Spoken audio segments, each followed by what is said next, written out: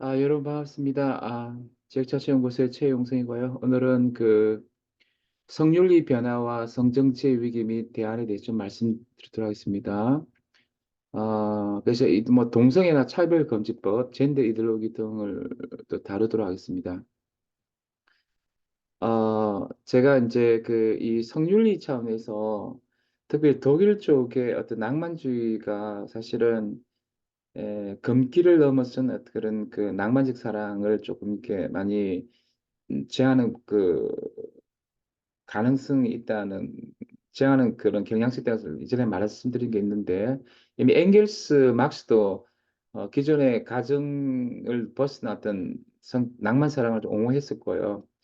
근데 조금 이제 20세기 오면은 좀 더 그게 강화되는 것 같습니다.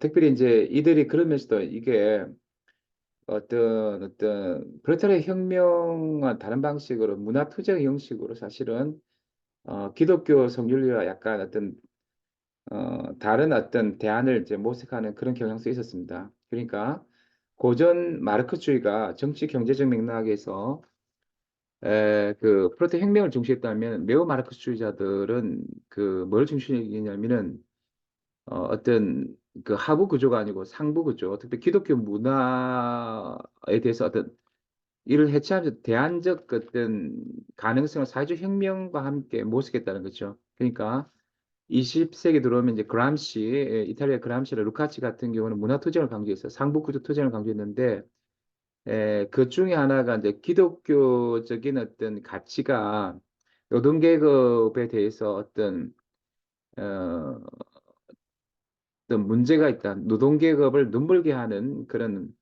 이기 때문에 일종의 문화 투쟁의 성격을 갖고 있었던 게 문화 전쟁의 차원에서 기독교적인 어떤 성률을 좀 반대한 측이 있었던 거예요. 사실은 그러니까 우리가 20세기에 한 21세기에 또 복음주의자들이 약간 미국 같은 문화 전쟁이 있잖아요. 그러니까 그런 맥락에서 그러니까 그 신마르크주의자들이 그 서구 문화와 그 기초인 어떤 기독교의 전통적 성윤리, 가족 제도에 대해서 약간 비판한 청이 있었다는 거야.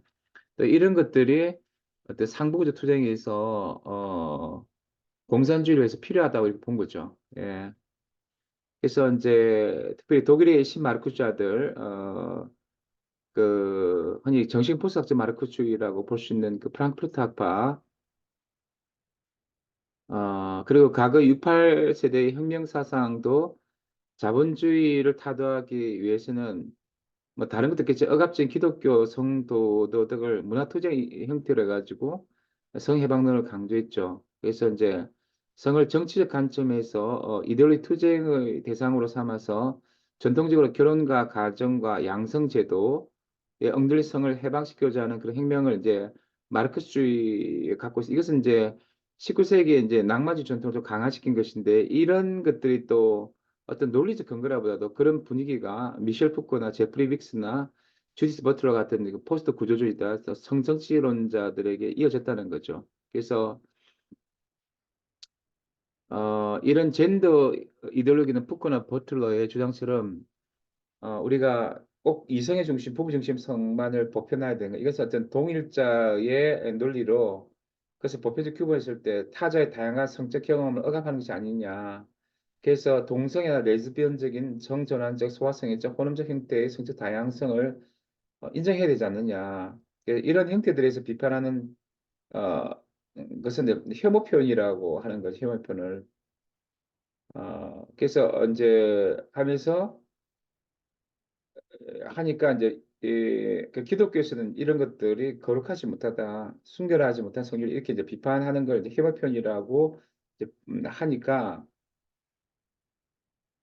또 이 기독교에서 이런 것들에 대한 어떤 성적 다양성을 이제 비판하니까 하지 말라고 해서 표현의 자유를 억압하거나 또 정상적인 이성애자들을 동성연애 혐오자로 취급하고 차별금지법을 제정하여 이들을 사회구조적으로 억압함으로써 기독교적인 가족윤리 등에 반대한다고 이제 그 정일근 교수님 또 이정훈 교수님, 김영환 교수님이 이제 보시는데 이게 이제 교회 해체까지 이루어진다.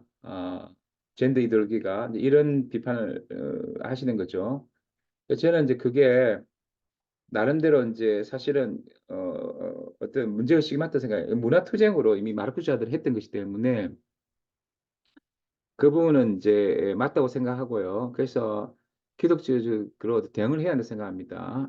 그런데 근데 이제 이런 논리뿐만 있는 게 아니라는 거죠. 그러니까 네오마르크주의가 한국 교회와 한국 사회 성윤리를 어떤 문화투쟁 형태로 하면서 약화시키는 주장이 맞긴 맞는데 이게 이제 약간 다양한 다른 양상이 있다는 거예요. 그러니까 독일이나 프랑스 같은 서유럽의 경우에 68 혁명 이후 성윤리 변화는 많은 부분 네오마르크스 영향을 받다 볼 수 있지만 하지만 이 시기에 히피로 상징되는 탈근대 문화 운동은 미국의 전통 성윤리가 약화된 데서 더 큰 영향을 미쳤다고 볼 수 있는 측면이 있고요.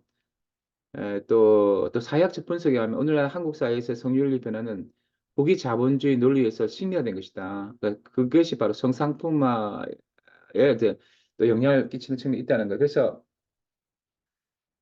이런 부분에 대해서 우리가 이제 다층 맥락이 있지만 그래서 우리가 조금 대응은 필요하다 생각해 기독교. 근데 기독교뿐만 아니고 어떤 약간 사실은 이슬람교나 힌두교 이런 그 입장들이 불교도 마찬가지고 그러니까 이제 그 네오마르크스주의라든지 또 일부 그 포스트 구조주의적인 어떤 성윤리 성정치에 대해서 과연 성률차에 동의할 수 있을까에 대해서는 좀 회의적인데 어쨌든 이제 로마 가톨릭 제2차 바티칸 공의 계획을 통해서 개신교 나름대로 변할 때 성해방론을 포함하는 개방 성윤리에 최대한 대응하고 있지만 사실은 이제 젊은 자체가 생활 세계에서 너무 사실 좀 개방 차원이 있고 저는 긴장감이 있다는 거예요.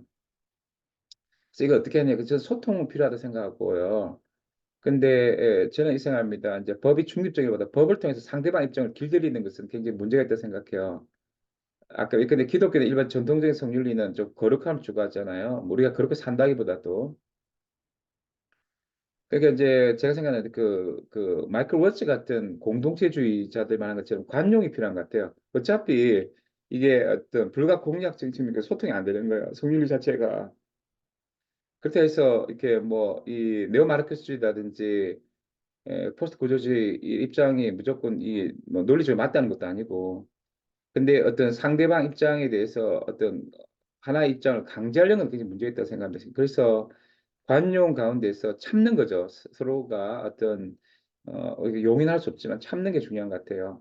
그래서 뭐 이렇게 환대한다든지 또는 뭐 대리자처럼 무조건 환대할 수 있는 것도 아니고 분별력 있게 우리가 난 거부한다 하면 그만큼 서로를 인정하는 거죠. 서로에 대해서 참는 거죠. 이제 그런 게 필요한 것 같습니다. 그리고 이걸 가지고 모든 어떤 정치 투쟁에 초점을 모아서 안 돼 생각해요. 이것이 그런 면이 있다고 생각합니다. 한편 이제 그러면서도 이제 저는 이제 조금 아쉬운 건 뭐냐면은 가부장 교회는 이제 바뀌었다는 거죠. 가부장 교회는 이거 논에 다르게 지금 굉장히 민주사랑이 오고 있는데 양성평등적 페미니즘 의식은 우리가 수용해야 생각합니다. 이거는 이제 세속 세계와 우리가 같이 어떤 소통할 수 있는 거라고 생각해요. 사실 보수 기독교는 현대 사회의 보편적 인권과 남녀 평등에서 약간 조금 진정성을 안 가지는 경우가 있어요. 뭔가 하버마스는 기독교가 사실은 공적 영역에서 인권과 어떤 그 평등성 정의에 굉장히 이바지돼 하는데 보수 기독교는 너무 반동성의 문제에만 매달리게 되면서 좀 보수적인 측면이 있어요. 그래서 잘못한 페미니즘을 교회를 펴가는 게 아니라 페미니즘을 거부하는 보수 기독교들의 가부장주의가 오히려 여성과 젊은이들을 교회 밖으로 내몰 수 있다. 그렇죠. 그래서 사실은 이제 공적 영역에서 정의를 강조한 하버마스와 함께 사적 영역의 민주주의와 정의를 강조하는 그 민주사랑을 강조하는 기든스의 어떤 입장을 우리가 좀 수용할 필요가 있다고 생각해요. 그래서 한국 교회의 주류로서 자처하는 보수 기독교가 성경적 패밀리 수용하고 민주적 사랑과 여성 목사 악수 등을 받아들여서 양성평등적 교회를 저는 만들어간다 생각하고 그래서 우리가 이제 구체적 성윤리가 부분에서는 이제 우리가 간용하는 게 필요하다고 생각하고 이거는 이제 전통적인 어떤 종교 전통 다 그 동의하는 바라 생각하고 그러나 양성평등한 어떤 민주적인 어떤 그런 사랑 부분에서는 뭐 종교나 교회가 적극 수용해야 되지 않을까 이런 생각합니다. 예, 지금까지 지역자치연구소 최용성이었습니다. 네, 감사합니다.